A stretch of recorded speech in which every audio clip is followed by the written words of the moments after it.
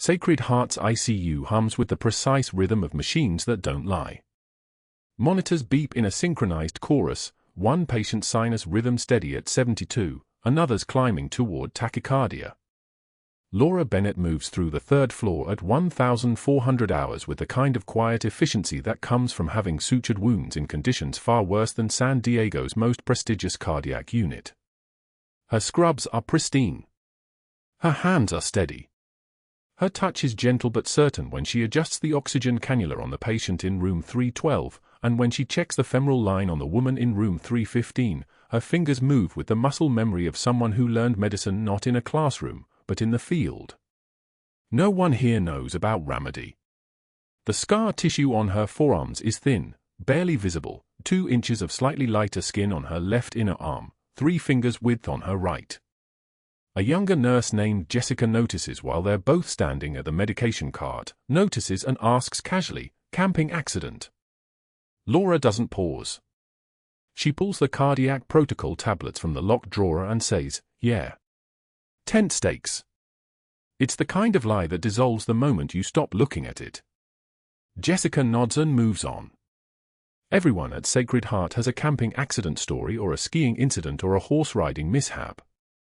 No one imagines that some scars come from shrapnel, from IED fragments that went in at velocities that shatter bone, from the kind of field medicine that teaches you exactly how long a human being can survive with a severed artery if you're willing to use your own tourniquet as a teaching demonstration. Laura touches the dog tag through her scrubs once. Just once. It hangs on a broken chain beneath the neckline, hidden under the pale blue fabric, pressed against her collarbone like a secret that could end everything. The chain broke 3 years ago, the day she decided to become someone else, the day she took her discharge papers and her newly earned major's insignia, which she would never be permitted to wear publicly, and walked into Sacred Heart's HR office to apply for a position in the ICU. The dog tag is the only proof. The only evidence that Major Laura Bennett was ever anything more than the quiet nurse with steady hands and a tendency to check on critical patients at 2 in the morning. At 1,405 hours, the elevator opens.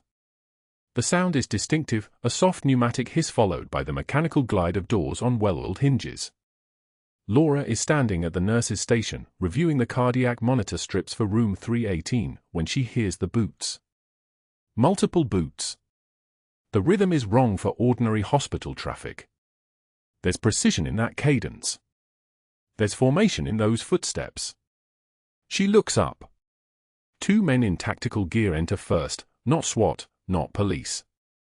The cut of their uniforms, the way they scan the room with their eyes moving in practice sectors, the sidearms holstered low on their thighs. Military escort. Possibly private security, but the discipline suggests something federal. Then comes Dr. Caldwell, mid-stride through a conversation with someone from administration, his voice carrying the kind of authority that comes from knowing he's untouchable. And then comes the general. General Marcus Hayward is 6'4". He moves like someone accustomed to having the world reorganize itself around his presence. His uniform is dress blues, immaculate, with ribbons that tell a story no one in this hospital is qualified to read. He's being wheeled by an orderly, but he's sitting upright, his posture military perfect even though his color is off, that grey-pale look of someone whose cardiac system is failing incrementally, someone whose body is betraying him one pump at a time. Laura's face goes carefully blank.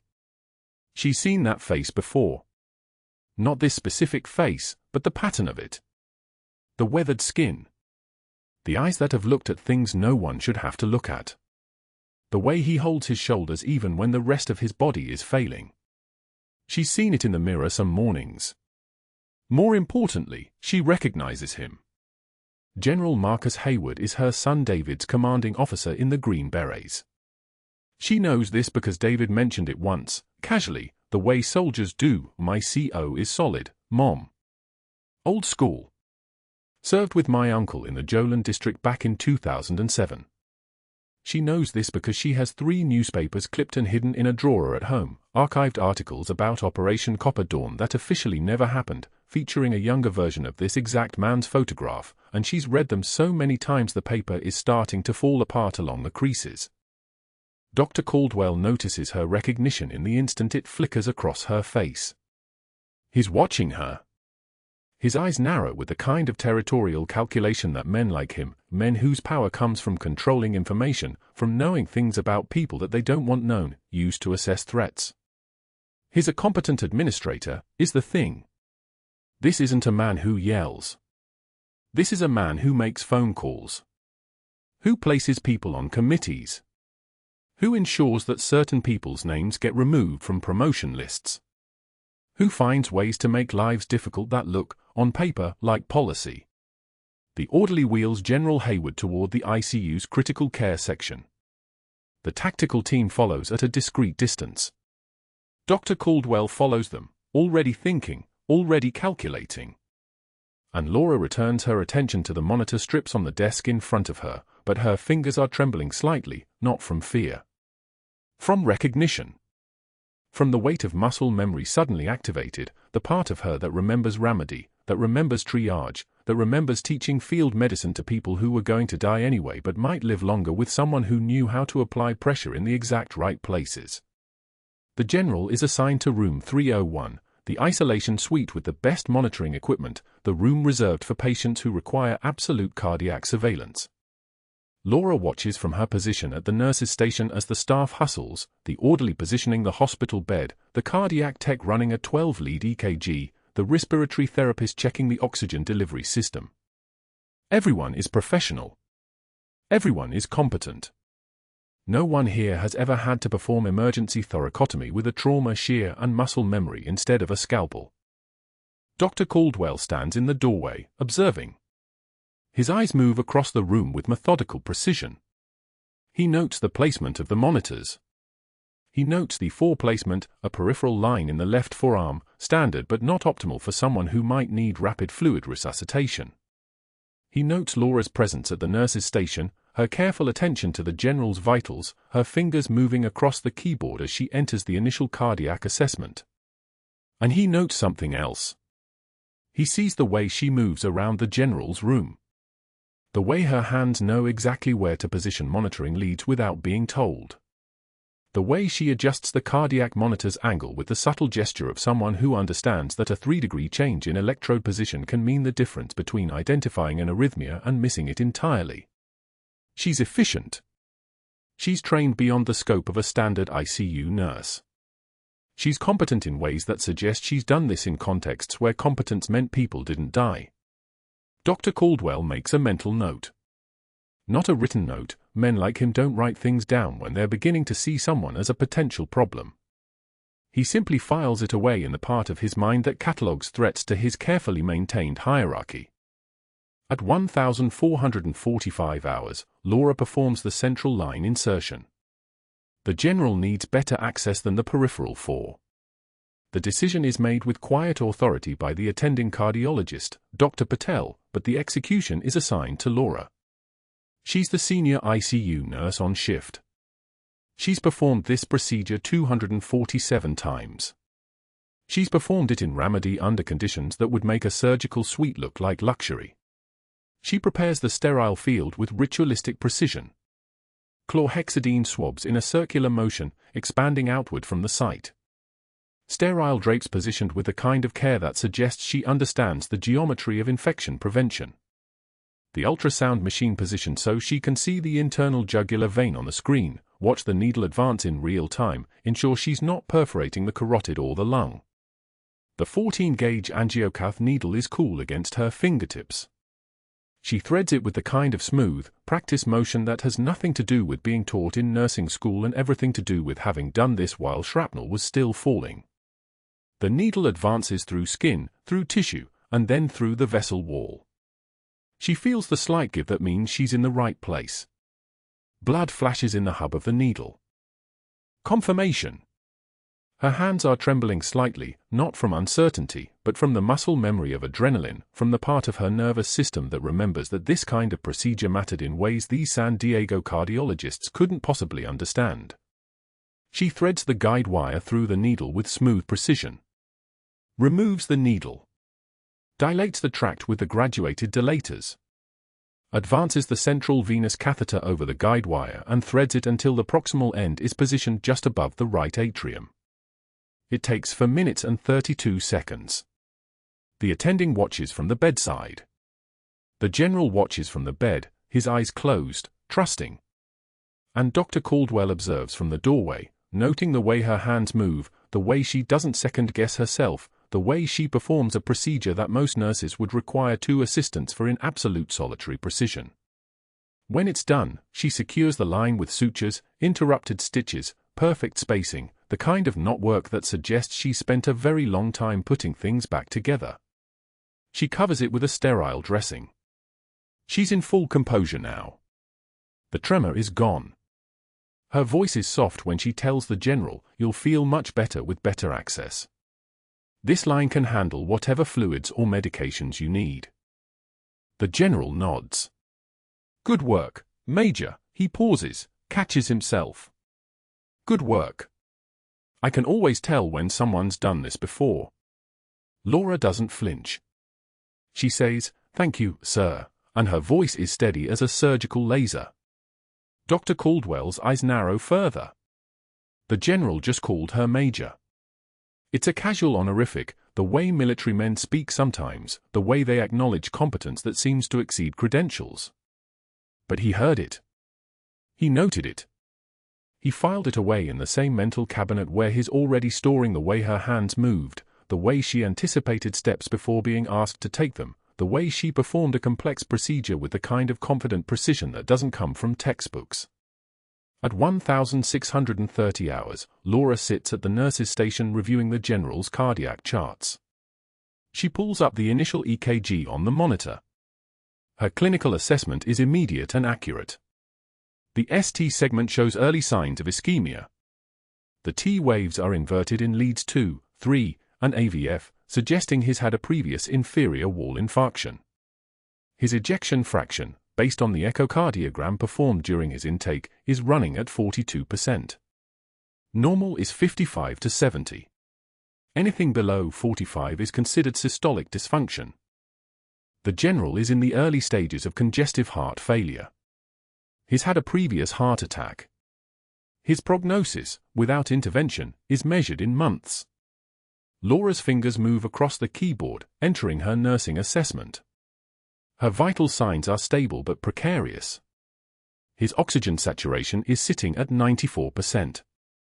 His blood pressure is 110/68. His heart rate is 68 and regular. For now, everything is balanced on the edge of a knife. One stressor, infection, arrhythmia, sudden cardiac demand, could push him either direction. She knows this because she's seen it before. She stood in trauma bays and watched hearts fail. She's performed chest compressions on bodies that were already gone.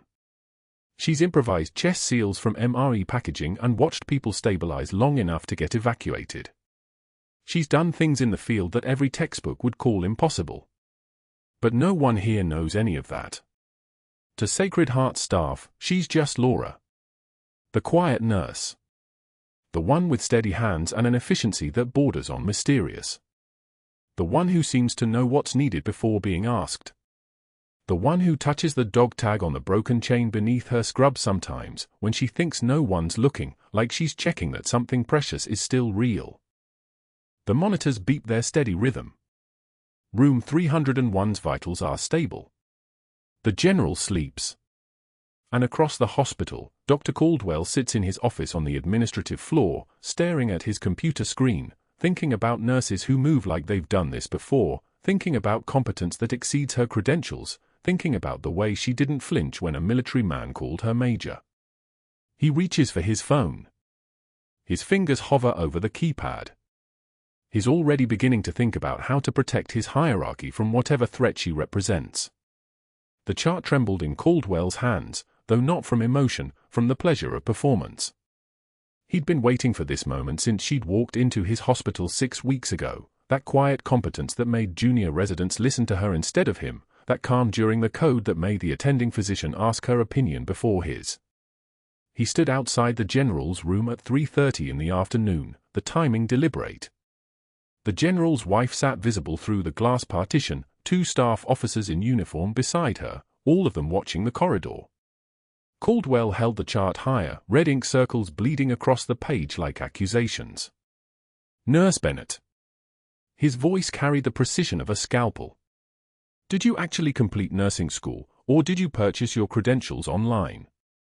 Laura's shoulders didn't tense. Her breathing didn't change. She'd heard worse in Ramadi, heard it from insurgents, from command, from the kinds of silences that come right before IEDs detonate. She took one measured breath through her nose. "I completed my training, doctor." Then explained these charting errors. He thrust the page toward her, his smile widening as if he'd just discovered proof of witchcraft. "Any one of these could have killed our patient. Potassium levels you recorded at 4.2 when the lab shows 5.8. Urine output you documented as 240 milliliters that nursing shift notes show was 340. Are you too incompetent to read your own documentation, or are you simply too careless to care?" The general's wife leaned forward, her expression collapsing into secondhand embarrassment. One of the officers looked away. Laura could feel their discomfort like a physical thing, that crawling sensation of public humiliation that was supposed to break people, to make them small. Her hand remained steady at her side. Her voice, when she spoke, came out like calm before a storm, that eerie absence of wind that meant something was coming. "I completed my training, doctor. Those entries are accurate to my observations at the time I documented them." "Your observations?" Caldwell laughed, actually laughed, the sound of it echoing down the corridor like a bell announcing defeat. "Your observations nearly killed a general officer and decorated combat veteran. I'm reassigning your care responsibilities effective immediately. You'll finish your shift on the med-surg floor. Consider yourself fortunate I'm not recommending termination right now." He turned to leave, then pivoted back as if he'd forgotten the final knife. "Oh, and Nurse Bennett? Next time you have a question about protocol, ask someone who actually knows what they're doing." A tear escaped her left eye. Just one.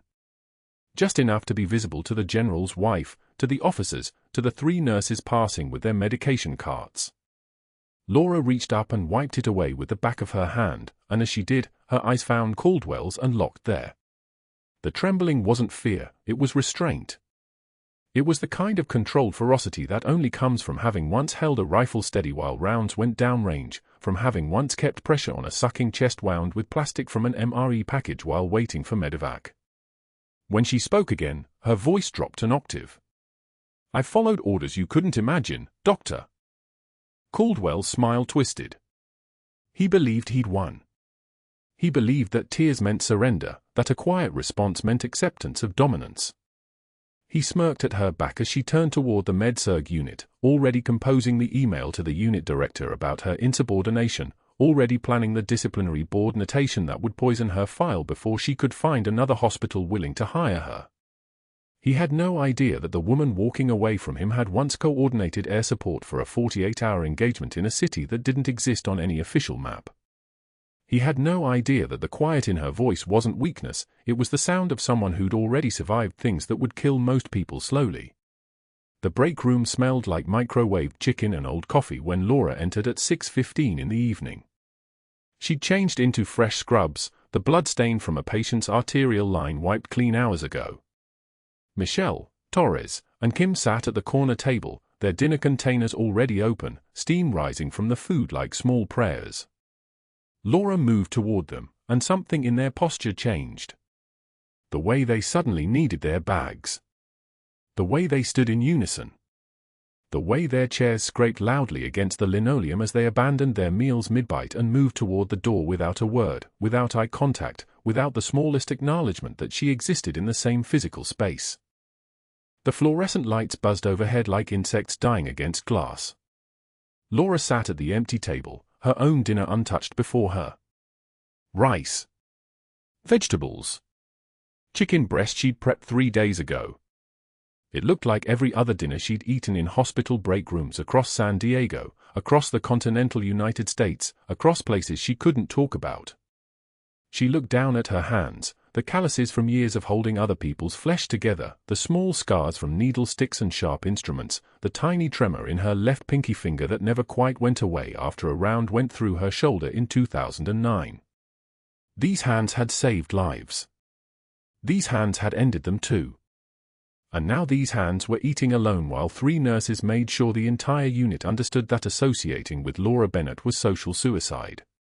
By 9 in the evening, it was official.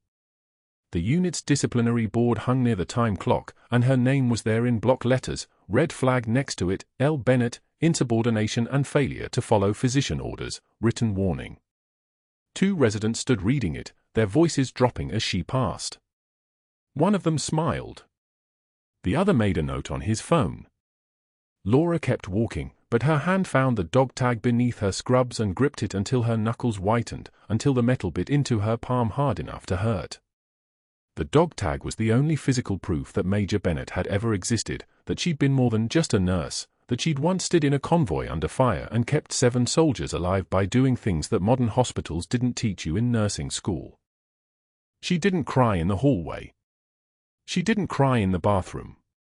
She walked her rounds with the same quiet efficiency she'd always used, checking vitals, adjusting drips, speaking to patients in the voice of someone who was present, who was there, who had not been erased by a man's ambition and a hospital's politics. But when she got to her car at midnight, when she sat in the darkness of the parking garage with the engine off and the radio silent, her hand still gripped the dog tag like it was the last thing tethering her to who she actually was. The night shift began at midnight, and Laura arrived early to review the general's chart. His cardiac rhythms were stabilizing, the arrhythmia patterns she'd been monitoring showed improvement, the way his body was responding to the medications exactly as she'd predicted. She made notes in the electronic system, documenting vital signs with the precision she'd always used, the kind of precision that saved lives even if nobody thanked you for it. At midnight, Caldwell appeared at the nursing station like a spider checking its web. Bennett. I'm reassigning your entire care team effective immediately. Liability concerns.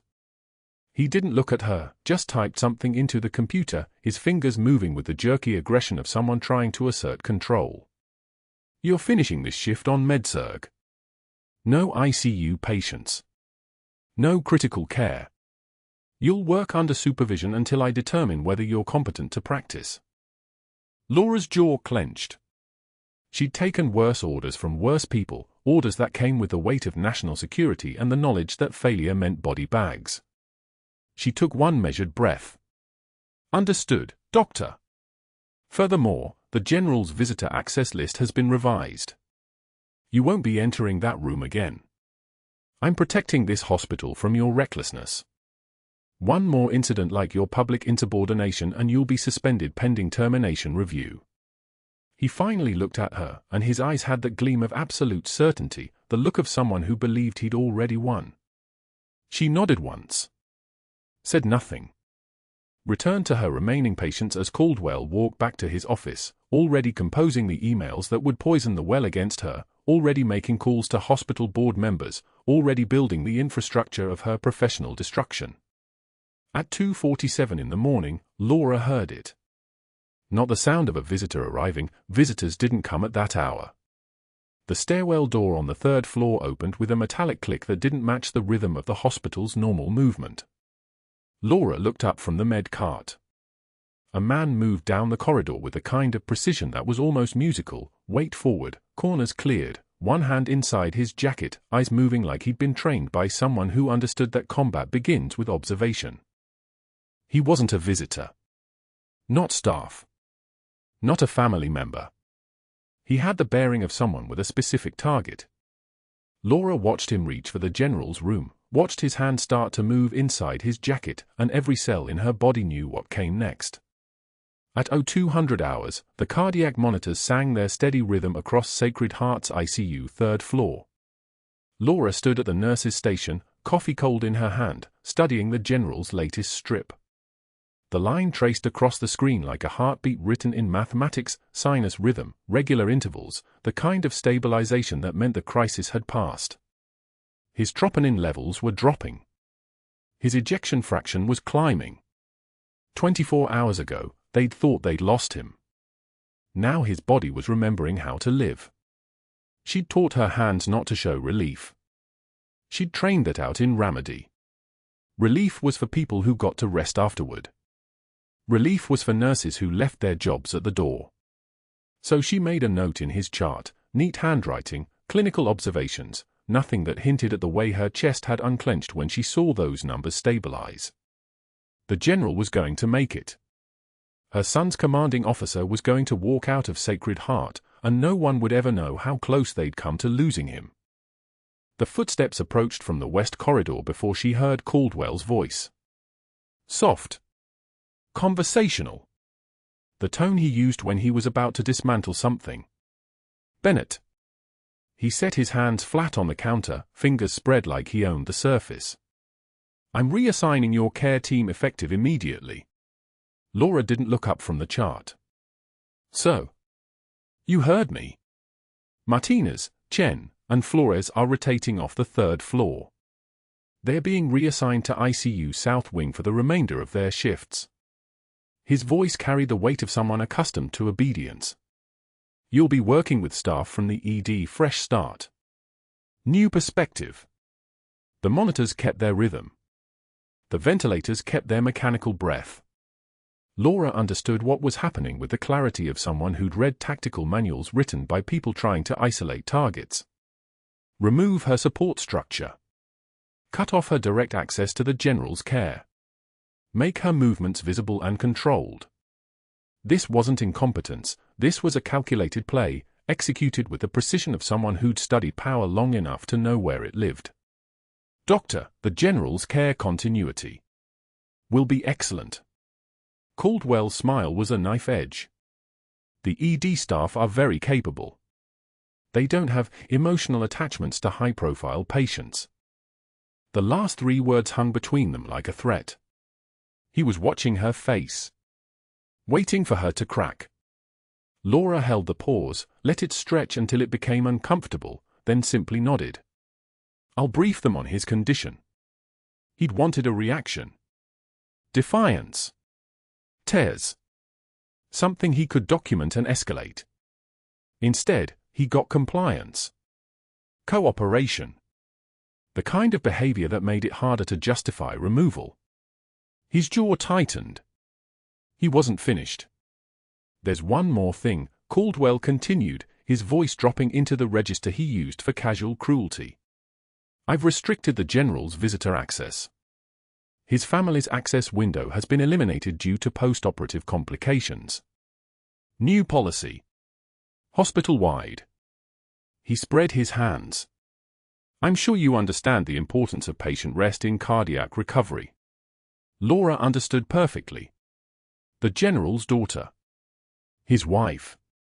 His staff officers who'd flown in to monitor his condition. All of them systematically cut off from his room.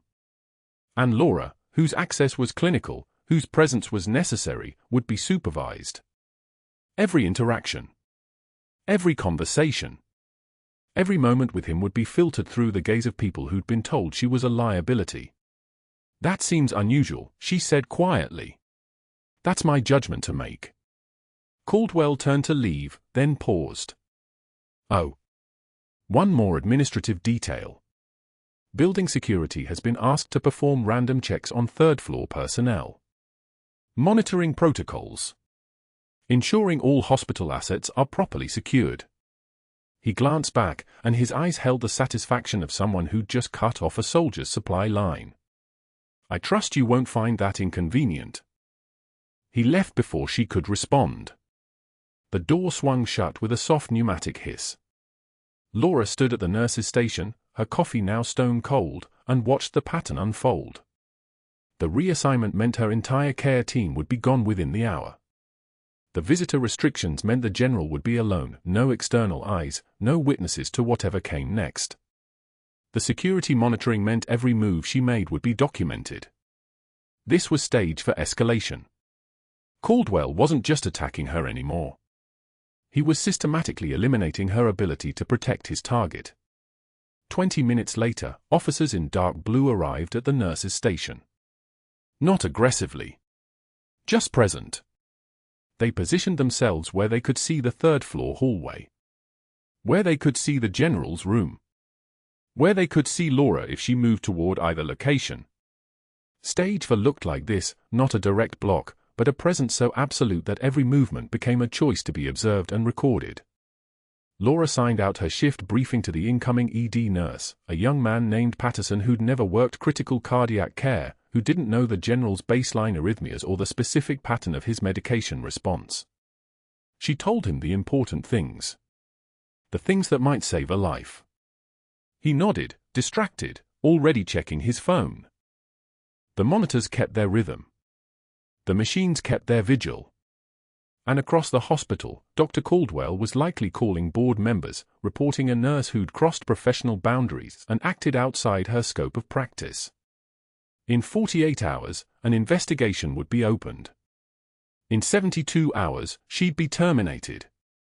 That was the timeline. That was how institutional power worked when you had it. When you had allies. When you had access to the president's cell phone at 0200 hours in the morning. Laura clocked out at 0630 and walked past the security officers without acknowledgement. Past the empty visitor waiting room. Past the window where rain hammered the San Diego skyline like applause for something she couldn't see. The parking garage was quiet at this hour.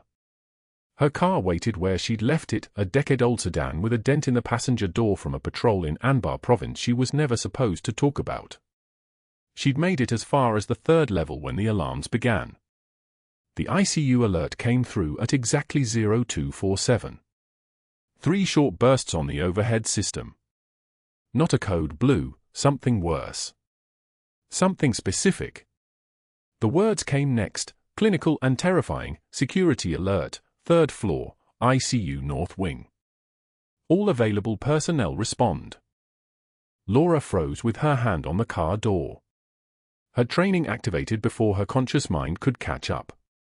That specific alert pattern meant only one thing in hospital protocol: armed intruder. Weapon confirmed. She was moving before she thought about it. Back toward the elevator. Back toward the stairwell. Back toward a place she'd been systematically cut off from just hours earlier. Her body remembered this, the acceleration of thought, the way fear became data, the way her hand stopped shaking the moment she accepted she was going to walk into danger. The 3rd floor stairwell door crashed open into corridors she'd walked for 18 months as a civilian nurse. The fluorescent lights hummed their constant frequency, indifferent to everything below them. Security was 2 floors down when she emerged, running protocol, calling for backup. They didn't see her move past them. Nobody ever did when she moved like this. The gunman had the bearing of someone trained in room-to-room tactics. He moved through the ICU with systematic precision, his rifle elevated, his shoulders squared in the posture of someone who'd been taught by people who made it a science. He'd come for something specific. Someone specific. And as Laura's eyes tracked his trajectory, she saw his weapon beginning to rise. She saw his hand move toward the general's room door. She saw the moment that changed everything. There was no choice to make. The choice had been made the moment she'd put on scrubs at Sacred Heart. The choice lived in her hands, in the muscle memory of Ramadi, in the single dog tag hidden beneath her collar, the one that proved, to herself at least, that she'd been someone else once. Someone trained. Someone dangerous. Someone who didn't leave people behind. Laura moved between the gunman and the general's door the way her body had learned to move years ago, when serve and protect meant something different than what the hospital understood. The first shot came fast. The bullet struck her left shoulder and spun her like a dancer's pivot, but her forward momentum carried her through the pain. 2,000 rounds downrange. 2,000 moments of pushing past what the body screamed. This was number 2001. She was in the corridor now, between the gunman and the general's door, her body already calculating angles and distances her conscious mind hadn't caught up to yet. The second shot came lower, aimed at her ribs, meant to drop her where she stood. It hit her side and she felt the air leave her lungs in a gasp that wasn't quite sound, wasn't quite breath. Just the noise of impact. Just the body's involuntary response to trauma. She tackled him anyway, her good shoulder driving into his sternum, using his own forward momentum to slam him away from the threshold. His weapon clattered against tile. She heard it fall like a distant thing happening to someone else. They hit the ground together. Her thigh erupted. The third bullet passed through clean, in and out, severing muscle fiber and blood vessel with the casual precision of physics. Her vision narrowed to a pinhole and then widened again as adrenaline dumped into her bloodstream, sharpening everything to knife-edge clarity. Pain is data. Pain is information. That thought came from somewhere deep, from years she wasn't supposed to remember, from a woman in Ramadi who had taught herself to bleed quietly and keep working. Her hands moved on their own. Muscle memory doesn't care if you've spent for years pushing medications and adjusting ventilators in an air-conditioned hospital. It remembers. It goes deep. The pressure point she found in his neck, the carotid notch, the jugular triangle, came from a training manual marked classified that had never officially existed. She controlled his airway without closing it, holding him immobilized the way she'd learned to hold insurgents in positions where they could do no further harm but couldn't escape. Her left arm screamed. Her side felt like something had carved through her ribs with a serrated blade. Her thigh was already swelling inside her scrubs, the fabric turning dark and heavy with blood. The guards arrived at 2:51 a.m. For minutes from breach to containment. She was still holding the gunman when they stripped him away from her, still applying pressure to arterial points even as her own blood pooled beneath her on the cold tile floor. The fluorescent lights overhead flickered and buzzed like angry insects. Someone was shouting. Someone else was running. She heard a code blue announced for the general's room and pushed herself upright, her hand sliding along the wall for balance, because if he'd been hit then none of this meant anything and she'd taken 3 bullets for nothing. He was fine. Panicked but unharmed. The bullets had been meant for him and she'd stepped into the trajectory. That's what the incident report would say eventually, if anyone actually wrote one. If anyone actually cared. Dr. Caldwell made his call at 3:17 a.m. from the hospital administrative office, still in his street clothes because he'd been reached by security before he could even dress. His voice was calm on the phone, professional, the tone of a man solving a problem. "I need to report a serious liability issue," he said into the darkness of his office.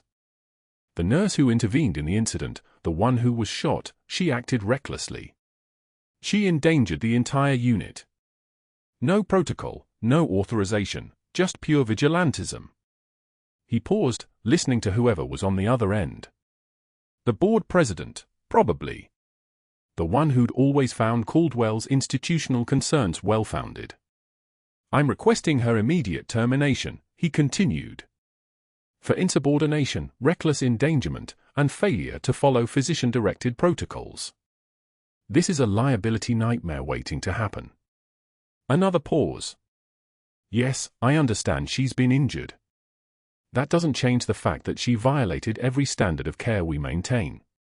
He ended the call and sat in the dark, knowing he'd already won. The hospital board always sided with administration. Always. By the time Laura emerged from emergency surgery at 6:45 a.m., 6 sutures in her shoulder, a partial blood transfusion, her thigh wrapped so tight she couldn't bend it, Caldwell had already moved to Phase 2. He walked into the ICU at 7:51 a.m. with a reassignment order for her entire remaining care team. The nurses who'd quietly supported her, the respiratory therapist who'd covered her shifts, the resident who'd actually been competent instead of just politically connected, all of them were transferred out to other units.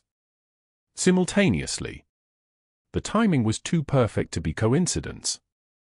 The order came directly from his office with board authority stamped across the top.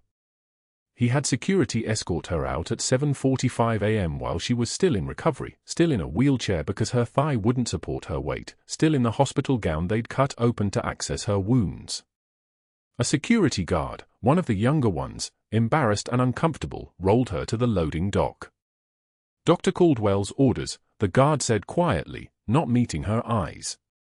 "You're on administrative leave pending investigation." She laughed then. Actually laughed. Not the sound of hysteria but something darker, something that came from a place in her chest that had learned long ago that the world doesn't reward the righteous, it rewards the ruthless. "Did he happen to mention that I just stopped someone from killing a 4-star general?" She coughed, felt something shift painfully in her ribs. "No? Not mentioned." The guard didn't answer. He helped her into a cab with the same careful awkwardness, and she gave the driver her home address but didn't actually remember arriving there. 3 days later, she was still in the same blood-stained scrubs. The parking garage's lowest level smelled like diesel fuel and standing water, that particular combination of decay and metal that hospitals generate in their subterranean spaces. She'd been here for almost 4 hours. Her sedan, a 2008 Civic with 147,000 miles and a prayer, sat with its engine cold, windows fogged from the October rain outside and the humidity of her own breath. She couldn't remember driving here. Couldn't remember the drive from her apartment, couldn't remember most of the last 72 hours except for fragments. The surgery. The pain medication wearing off. The 17 calls from David that she couldn't bring herself to answer. What would she tell him? That she'd saved his commanding officer and gotten fired for it? That she was 43 years old and had taken 3 bullets and had nothing left to show for it but a stack of unpaid medical bills and a single piece of jewelry that proved the first half of her life had actually happened? The dog tag was warm from her palm. Military-issued stainless steel from a life she'd been ordered to forget. Laura Bennett, Major, United States Army, with a serial number that didn't appear in any active database anymore. Officially erased. Officially a fiction. The chain it hung on was broken. She'd been playing with it for the last hour, trying to get it to latch properly, the way it used to. It wouldn't. Nothing worked right anymore. Her left arm throbbed from shoulder to fingertips, still wrapped in a sling they'd made her sign for before discharging her. Billing purposes, the nurse had said apologetically. Standard protocol. Her side felt like someone had reached in and rewired her ribs with barbed wire. Her thigh, the worst of it, was swollen to almost twice its normal size, the skin mottled purple and yellow even in the darkness of the garage. She couldn't bend it. She couldn't walk without a cane that she'd also had to sign for. The bullets had passed clean through, which was supposed to be good news, except clean through meant the massive tissue damage and potential nerve involvement and the fact that she was probably never going to run again. She'd run 12 marathons before Ramadi. That was something. That was proof she'd been someone. A security guard tapped on her window at hour 4. Young guy.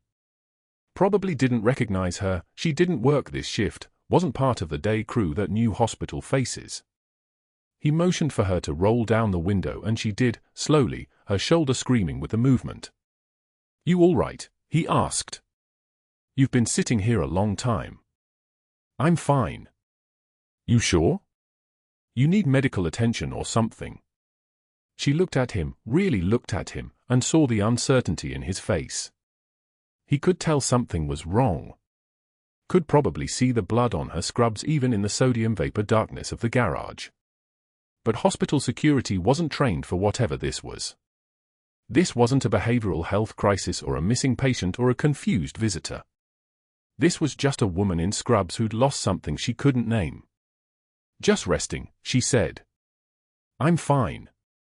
He left after a few more moments of awkward silence. She watched his tail lights disappear up the ramp, listened to the sound of the concrete echo until even that was gone. Just the rain outside now. Just the hum of the overhead lights and the occasional drip of water from somewhere in the structure. She looked at the dog tag again. Turned it over in her fingers, reading the raised text that she could trace without looking, that she'd traced 10,000 times before. Laura Bennett.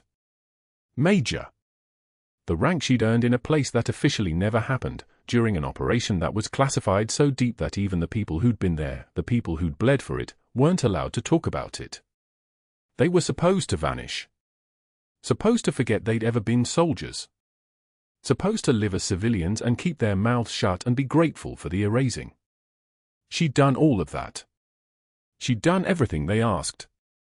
And now she was unemployed and alone in a parking garage and nobody knew who she was, which meant nobody knew what she'd done, which meant it was as if she'd never done it at all. As if she'd imagined the whole thing. As if Major Laura Bennett had never existed except as some phantom limb of a woman who'd decided to call herself nurse instead. She gripped the dog tag tighter, felt the edges bite into her palm. Felt something like rage, something like despair, something like the last thread of herself that still remembered how to fight. She'd always thought the worst part would be the official erasing, the classified redaction, the military record that had been altered to remove her from every operation and every commendation and every moment of recognition. She'd been prepared for that. She'd accepted it as the cost of the work. But this was something else. This was being erased twice. This was surviving it, coming home, trying to rebuild something normal, and then getting destroyed for doing the thing that made her who she was. The rain kept falling. The lights kept humming. She sat in the dark with her broken dog tag and didn't turn the ignition, because if she turned the ignition and drove away, she'd have to decide what came next. And she couldn't imagine anything coming after this. Not yet. Not until someone acknowledged that it had all been real. The rotor wash hit Sacred Heart's windows at 7:08 on the third morning, a percussion of power that made the fluorescent lights tremble in their fixtures. Laura heard it from the supply closet where she was restocking trauma shears, the distinctive whop-whop-whop of a UH-60M Black Hawk, the sound of institutional authority arriving without warning. Nurses on the third floor stopped mid-stride. A resident paused mid-sentence. The helicopter didn't land on the helipad. It landed on the roof. That meant someone important. That meant someone with clearance that made hospital protocols irrelevant. She kept her hand steady as she counted out Gore's packages. 72 hours since the bullets. 72 hours since she'd stopped existing as anything but a liability someone wanted forgotten in a parking garage. Her shoulder throbbed where the first round had entered, clean penetration, the muscle damage already beginning its slow reconstruction under Laura's own careful dressing changes. The second bullet through her side had missed the liver by 3 centimeters. The third, through her thigh, had nicked the femoral artery hard enough to require a vascular surgeon's personal intervention. She'd counted every suture they placed. 47 total. She'd walked out of Sacred Heart's recovery bay before they would have discharged her, because Dr. Caldwell had made a call.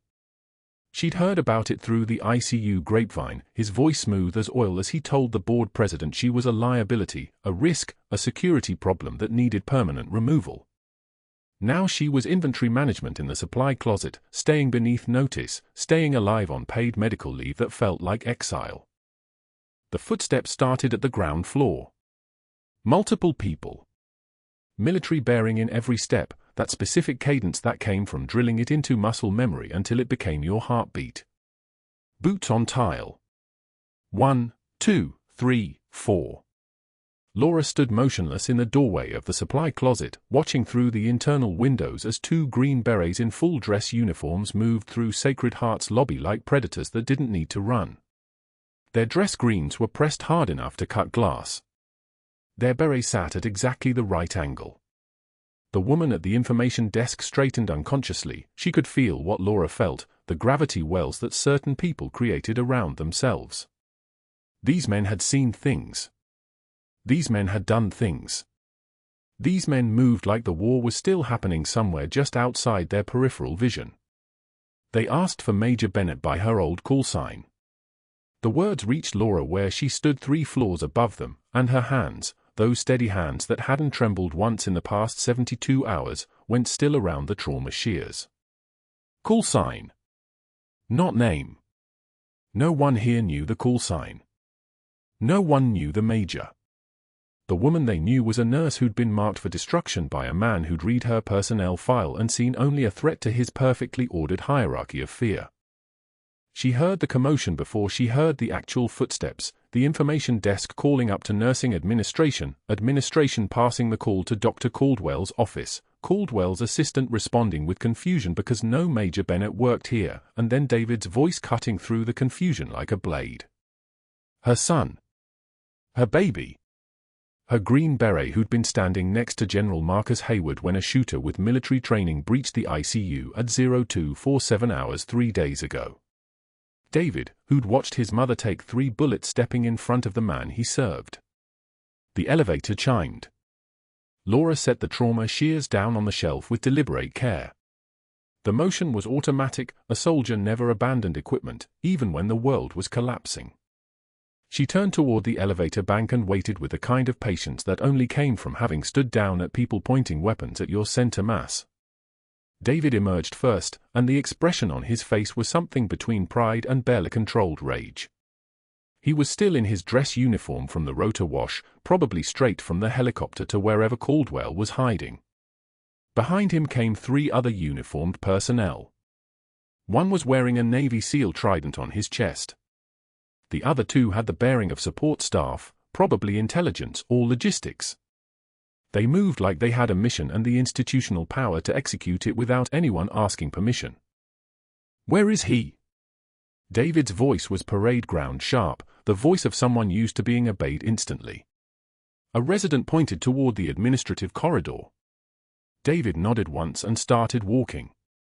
The SEAL team leader caught Laura's eye as they passed. She recognized the look, acknowledgement from one predator to another. He knew what she was. They'd probably briefed him on the entire situation from 30,000 feet. The conference room where Dr. Caldwell kept his office was soundproof, but not soundproof enough. Laura heard the door open. Heard Caldwell's voice, confused at first, then defensive, asking what this was about. Heard David's voice, sharp as a defibrillator shock, "That nurse you tried to fire holds the rank of major, sir." The silence that followed lasted exactly 3 seconds. Then came the sound that made every staff member in the ICU unit pause in their work. Footsteps. Multiple uniformed personnel entering Caldwell's office. A chair being pushed back. Caldwell's voice again, higher now, asking who they were. Laura stood in the corridor outside the supply closet and closed her eyes. She didn't need to see it to know exactly what was happening. An unsealed file was being handed across a desk, the kind of file that officially didn't exist, that carried the red-stamped classification of operations that had never occurred in places that were never invaded by people who were never there. Operation Copper Dawn. 3 Purple Hearts. A medical license earned in combat. A career cut short not by enemy action but by government necessity. All of it in a single folder that was being placed in Caldwell's hands by someone with enough clearance that the hospital's entire organizational chart meant nothing. The SEAL team leader's voice carried down the corridor, not loud, but with the weight of a man used to being listened to. He was reading off decorations. Each one got its own sentence. Each one got its own pause. Bronze Star. Caldwell's voice was barely audible. "I don't understand." Silver Star. Another pause. Longer this time. 2 Purple Hearts. The silence was so thick you could have sutured in it. Distinguished Service Cross. You tried to fire a major who saved your commanding officer's life. You tried to bury a federal asset. You attempted to alter her personnel file to justify termination. The SEAL team leader's voice dropped to something that sounded like regret, like he was genuinely disappointed in the man sitting across from him. "That's federal document fraud, Dr. Caldwell. That's obstruction of a federal investigation. That's conspiracy." Laura heard the chair collapse backward, Caldwell standing up too fast, his body overriding his mind's attempt to maintain composure. She heard him start to speak, something defensive and incoherent. She heard David interrupt him with 3 words that ended whatever defense Caldwell was attempting: "You're under arrest." The doors to the FBI field office in San Diego were opened at 1015 hours by 2 special agents who'd been waiting for exactly this trigger. Computer fraud specialist in tow. 17 unauthorized access points into Laura's personnel file. All from Caldwell's login credentials. All time-stamped. All documented with the kind of precision that made any jury deliberation formality. He'd altered her performance reviews. He'd inserted fabricated incident reports into her record. He'd backdated disciplinary actions. He'd made himself her persistent, documented enemy in the hospital's digital architecture. The board president received a call from the FBI field office, and his face went the color of antiseptic. Within 20 minutes, Caldwell was summoned to the boardroom where federal agents waited with printed evidence, every file he'd touched, every timestamp, every digital fingerprint rendered in black and white and absolutely damning. The agents didn't raise their voices. Professionals rarely did. "Dr. Caldwell, you're under arrest for falsifying federal documents and obstruction of a federal investigation." The handcuffs clicked. Laura stood at the third-floor window and watched as he was led through Sacred Heart's glass-walled lobby, the perp walk happening in real time in front of the entire nursing staff, the residents, the visiting doctors, the families waiting in the atrium. His hospital badge was already deactivated. His mouth was moving in silent protests that no one was listening to. A local news crew had been tipped off by hospital security, probably David or the SEAL team leader, probably on purpose. The camera work was professional. The angles were clear. Within the hour, the footage would be streaming across San Diego's news cycle. Within a week, his medical license would be suspended pending investigation. His board position was already terminated. His colleagues would stop returning his calls. His wife would file for separation within 48 hours. By the following week, someone would mention seeing him selling insurance from a folding table outside a strip mall on El Cajon Boulevard, his expensive suit replaced by a polo shirt with a crooked name tag, his voice soft and apologetic when people walked past without stopping. But Laura only heard about that secondhand because 2 months later she was standing in the general's recovery room at Sacred Heart, where she'd been reinstated with full back pay and a formal commendation from the hospital board that used words like integrity and heroism and the specific rank that had been buried in classified files for 6 years. General Marcus Hayward, the man whose life she'd bought with 3 bullets, was finally cleared to stand. The vascular surgeon had signed off. Physical therapy had confirmed full weight-bearing capability. The cardiac monitoring showed a rhythm that was stable and strong and ready to carry him through whatever came next. He stood slowly, pressing against the bed rail for balance, his dress uniform pristine, his bearing the particular kind of proud that came from men who'd spent their entire lives understanding the meaning of service. Then he walked toward where Laura stood. 1 step. 2 steps. His legs were still healing, she could see the slight favoring of his left side where the initial cardiac event had compromised his conditioning, but his eyes were clear and his purpose was absolute. He dropped to 1 knee in front of her.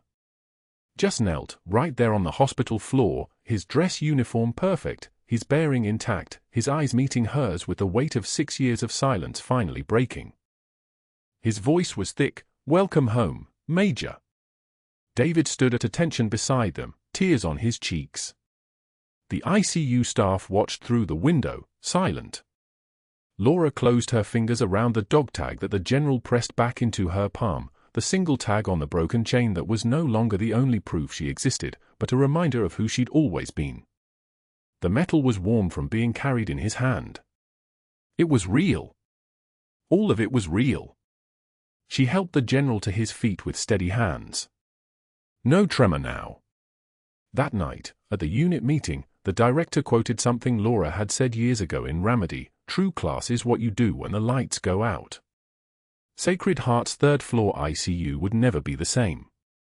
The staff had seen what happened when you underestimated the person standing quietly beside you. They'd watched a nurse become a major. They'd watched a major save a general. They'd watched a man who thought he owned the institution discover that institutions belong to the people who matter in them, and Laura Bennett mattered. She'd always mattered. Now everyone knew. Please subscribe, like, and comment with your thoughts. Would you have done the same in Laura's position?